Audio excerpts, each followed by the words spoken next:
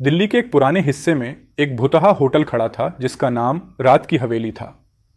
इस होटल के बारे में सुनी कहानियां और स्थानीय लोगों की दहशत ने इसे एक रहस्यमय और खौफनाक जगह बना दिया था। कहानी एक युवा पत्रकार आदित्य की है, जिसने एक रात इस होटल में ठहरने का निर्णय लिया। आदित्य ने सुना था कि इस होटल में अजीब घटनाएं होती रहती हैं और उसने सोचा कि वह एक रात यहां ठहरकर इन रहस्यमय घटनाओं का पता लगाएगा। रात के अंधेरे में आदित्य होटल के खस्ताहाल भवन में प्रवेश करता है। होटल की लाभी में घुसते ही उसे एक ठंडी हवा का झोंका महसूस होता है और कुछ साए उसकी नज़रों के सामने से तेजी से गुजरते हैं। होटल के मालिक, एक बुजुर्ग व्यक्ति, आदित्य को एक पुरानी, अंधेरी और बांसी सी कमरा दिखाता है। कमरा ऐसा लग रहा था जैसे पिछले कई वर्षों से किसी ने यहां आकर सफाई भी नहीं की हो। आदित्य को कमरा अजीब लगता है, लेकिन वह अपनी रिपोर्टिंग के उद्देश्य से यहां रुके रहने का निर्णय लेता है।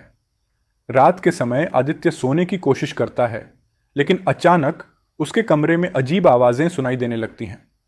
पहले तो उसे लगता है कि यह बस होटल की पुरानी संरचना का हिस्सा है, लेकिन धीरे धीरे आवाजें स्पष्ट होती जाती हैं, जैसे कोई कमजोर आवाज में मदद के लिए चिल्ला रहा हो।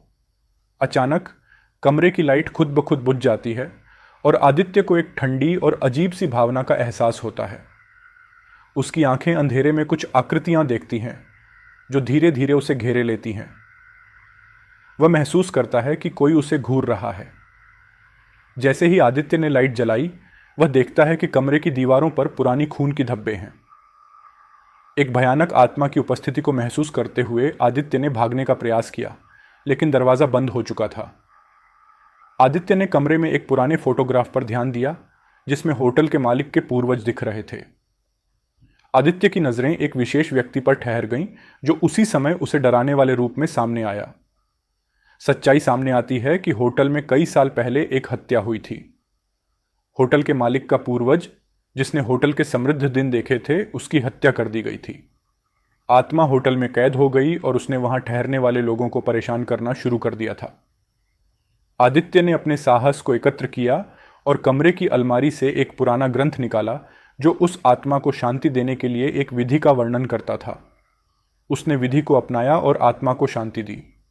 जब सुबह हुई तो आदित्य ने होटल से बाहर निकलते ही देखा कि होटल की भयावहता और अंधेरा मिट चुका था। होटल एक सामान्य होटल बन गया और आदित्य की कहानी स्थानीय समाचारों में सुर्खियां बनी। इस तरह रात की हवेली की आत्मा को शांति मिल गई और आदित्य ने अपनी खोज का सफल समापन किया। आदित्य के होटल से बाहर निकलने के बाद उसने दिल्ली के स्थानीय समाचार पत्रों में अपनी कहानी प्रकाशित की। कहानी ने खूब सुर्खियां बटोरी और होटल के बारे में हर कोई जानने लगा। लेकिन आदित्य की खुद की जिज्ञासा और भी बढ़ गई।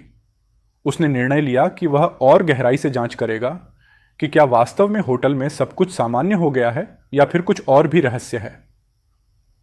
एक हफ्ते बाद आदित्य ने होटल के मालिक से फिर से संपर्क किया। मालिक ने उसे बताया कि होटल में कुछ अजीब घटनाएं फिर से शुरू हो गई थीं। आदित्य ने महसूस किया कि उसके पहले प्रयास के बावजूद कुछ काम अधूरा रह गया था। उसने तय किया कि उसे और गहराई से जांच करनी होगी। आदित्य ने रात के समय होटल में एक बार फिर से ठहरने का निश्चय किया। इस बार उसने अपने साथ आधुनिक उपकरण लाए थे, जैसे इंफ्रारेड कैमरा, इलेक्ट्रॉनिक डिवाइस और डिटेक्टर, जो आत्माओं की उपस्थिति को पहचानने में मदद कर सकते थे। रात होते ही आदित्य ने अपने उपकरणों को चालू किया और होटल के विभिन्न हिस्सों की जांच करने लगा। सब कुछ शुरू में सामान्य लगता है, लेकिन जैसे ही वह पुरानी तहखाने की ओर बढ़ा, वहां उसकी डिवाइसें अजीब तरीके से व्यवहार करने लगीं। तहखाने में आदित्य ने देखा कि दीवारों पर पुरानी खून की धब्बे थे, जो किसी ने साफ नहीं किया था। अचानक उसकी इंफ्रारेड कैमरा ने एक धुंधली आकृति को कैच किया, जो उसके कैमरे के स्क्रीन पर स्पष्ट रूप से दिखाई दे रही थी। आकृति ने धीरे धीरे आकार लेना शुरू किया और आदित्य ने महसूस किया कि वह वही आत्मा है जो पहले परेशान कर रही थी। आदित्य ने आत्मा से संवाद स्थापित करने की कोशिश की। उसने एक इलेक्ट्रॉनिक डिवाइस का उपयोग किया जो आत्मा के उत्तर देने में सक्षम था। आत्मा ने कहा कि वह अभी भी शांति नहीं पा रही है, क्योंकि उसके साथ हुए अन्याय की सच्चाई को सामने नहीं लाया गया है। आदित्य ने अपने उपकरणों की मदद से तहखाने में छिपी हुई कुछ पुरानी वस्तुएं खोजीं। इनमें एक पुराना लॉगबुक, पत्र और दस्तावेज शामिल थे, जो उस समय की घटनाओं का विवरण देते थे। इन दस्तावेजों से पता चला कि होटल के मालिक के पूर्वज ने अपनी संपत्ति के लिए कई निर्दोष लोगों की हत्या की थी और उन लोगों की आत्माएं अब भी शांति की तलाश में थीं। आदित्य ने यह जानकारी होटल के मालिक को दी और दोनों ने मिलकर उस सच्चाई को सार्वजनिक किया। खबर फैलने के बाद सरकार और स्थानीय अधिकारियों ने होटल के मालिक को जवाबदेह ठहराया और होटल को एक ऐतिहासिक स्थल के रूप में संरक्षित किया, जिसमें उन आत्माओं की याद में एक स्मारक भी बनाया गया। अब रात की हवेली एक ऐतिहासिक स्थल बन गई है, जहां लोग भूतिया कहानियों के बारे में सुनने आते हैं और आदित्य की खोज की सराहना करते हैं।